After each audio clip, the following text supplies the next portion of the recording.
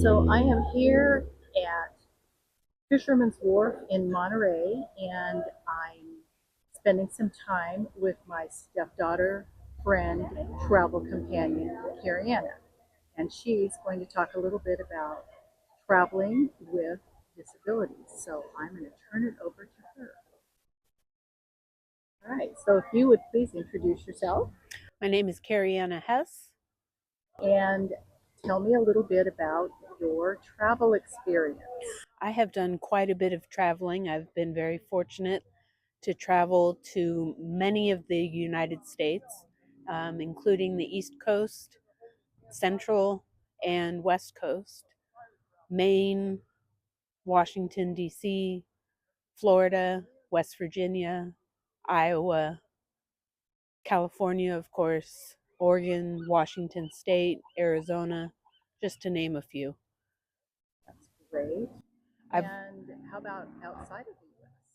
I've also done some traveling outside of the US to Ecuador and the Galapagos Islands,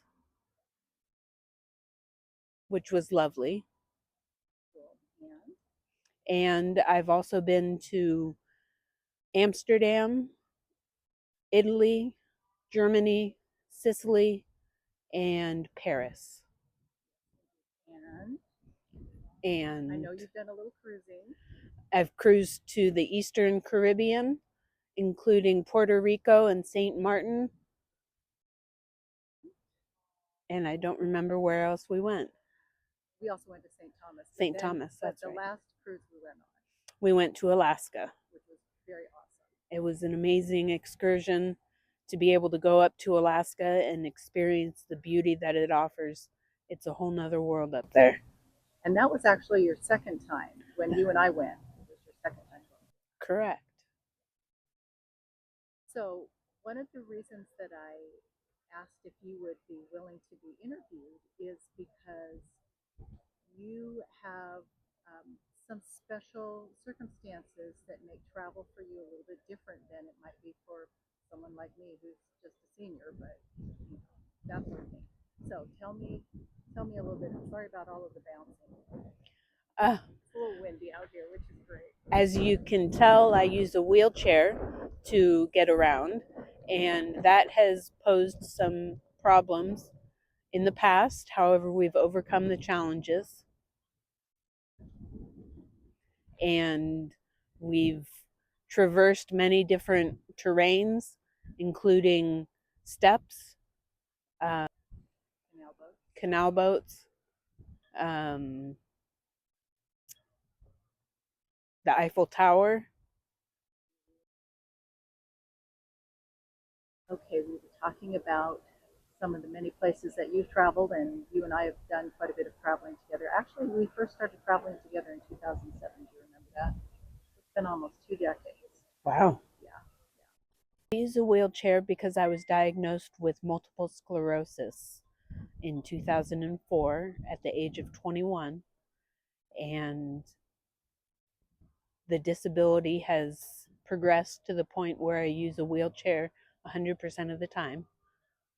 So I imagine that makes traveling a little bit more challenging. It does. It does. These days, it's much more difficult to travel. However, with enough preparation and foresight into what conditions we're going into, it's easier to navigate the challenges of traveling with a mobility impairment. That is great, and I admire you for having the attitude of still wanting to travel. In fact, I will have to confess that the name of this channel is Anything is Possible Travel, and you are the person who inspired that name. So you certainly walk the talk. Don't say it can't be done until you try it first. That's my motto. So when you're preparing to travel, you know, you've got a trip coming up, what do you do mentally, physically? How do you prepare yourself to be able to take a trip? Well, I work out at physical therapy to overcome any challenges that may be an obstacle along the way. When we went to Amsterdam, the hotel was not wheelchair accessible. And so there were a series of steps that I would have to traverse to get into the room that I was staying in. And I worked at physical therapy on standing and walking up steps with a crutch so that I was able to get into the room that I was staying in. That is awesome. And I'm pretty sure that I've got a photo or two that represent you making it up those stairs in that great hotel in Amsterdam. So I'll be sure to add that.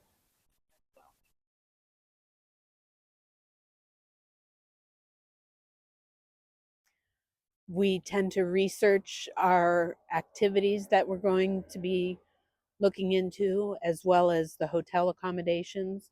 Hotel accommodations are important to um, look at the accessibility of the room itself, the bed height compared to a wheelchair, whether it has a roll in shower or not, and whether or not the toilets are disability height. And even in a room that is supposedly accessible, sometimes that is not the case. We have found that out the hard way.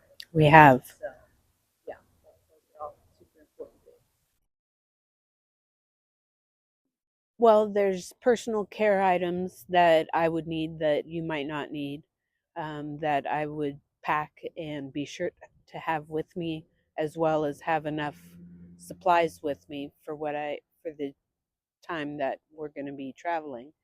Also, equipment that I might need. For example, in Amsterdam, we needed a shower chair for the shower itself so I could sit down in the shower, and the hotel was not able to provide that, so we brought our own um, to the hotel.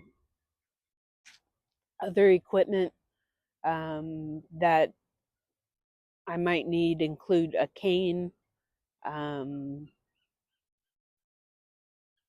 Wheelchair. wheelchair, power for the wheelchair if I'm in my power wheelchair. Um, Otherwise, working out my muscles to traverse the terrain in a manual wheelchair. And gloves. And gloves. Gloves are important when you're in a manual wheelchair. You don't want to get your hands dirty from the road, and it helps to grip the wheels as you're wheeling along. Good. So I'm curious, do you have any favorite destinations that you've traveled to, either pre or post or both your diagnosis? Pre-diagnosis, I would say the Galapagos Islands was an absolutely amazing experience.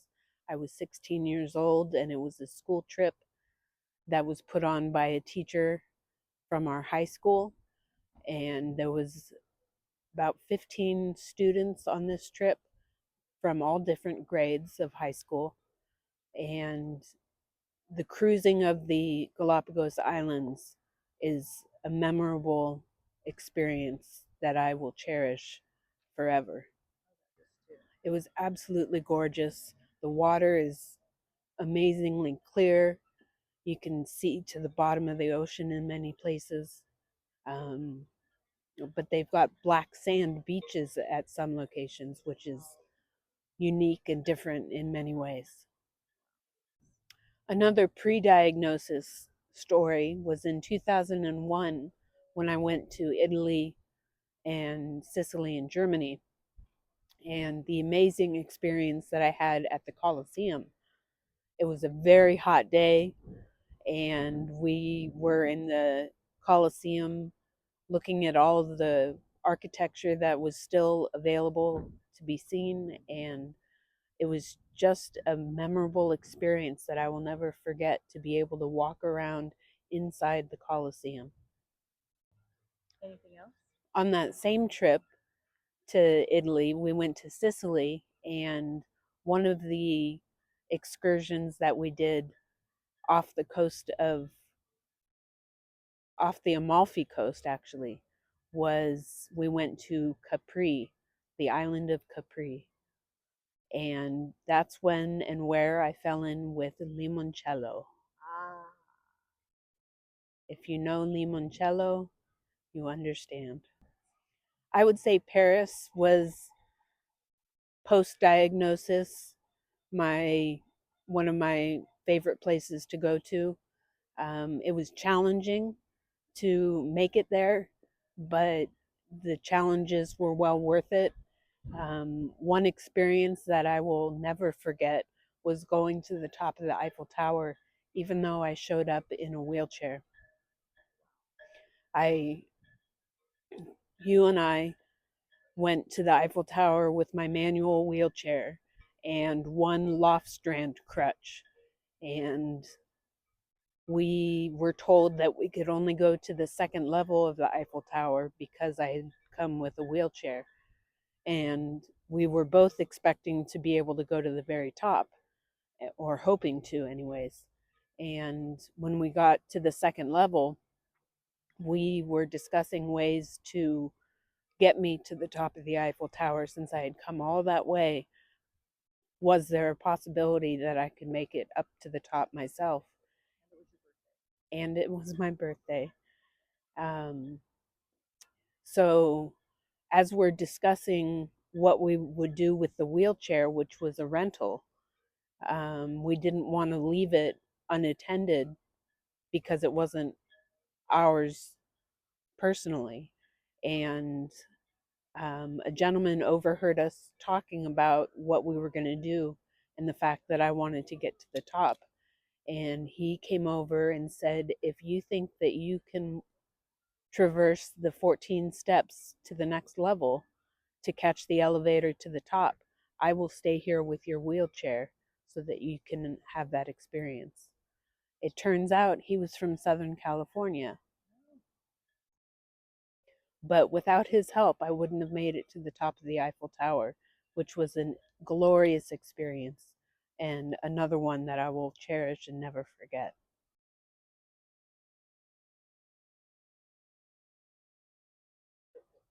One of my memorable and favorite stories in Amsterdam is when you and I went on an excursion on our own and we went off the map, and our designated landmark was Westerkerk Church.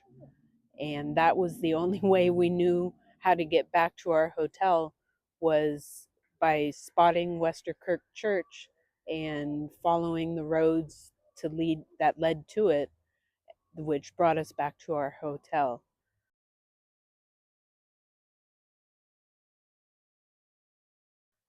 Another favorite portion of Amsterdam, that if you have the chance and opportunity to experience Amsterdam, is a place called Hortus Botanicus.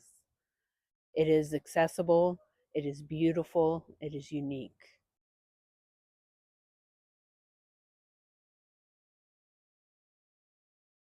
so do you have anything else you'd like to share?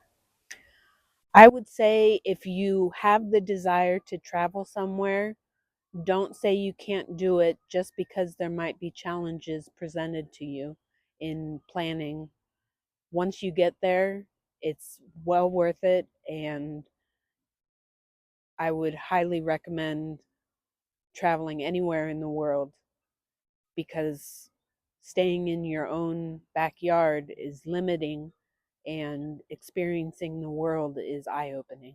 Finish this interview. Thank you so much. I appreciate your willingness to chat with me and to share some of these stories. And especially, I appreciate the fact that we've shared a lot of traveling together. And I look forward to doing more and sharing more stories.